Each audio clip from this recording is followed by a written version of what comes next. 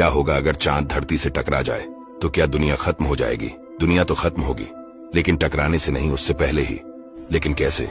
आइए जानते हैं। जैसा कि हमें पता है, चंद्रमा हमसे 3,84,000 किलोमीटर दूर है। जैसे जैसे चंद्रमा पृथ्वी के करीब आएगा, उसकी ग्रेविटी का असर पृथ्वी पर दिखना शुरू हो जाएगा।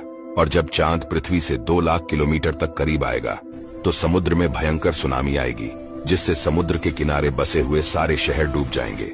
जैसे जैसे चांद और करीब आएगा, पृथ्वी पर बड़े बड़े भूकंप आने शुरू हो जाएंगे। धरती फटने लगेगी और पृथ्वी के सारे ज्वालामुखी एक्टिवेट हो जाएंगे।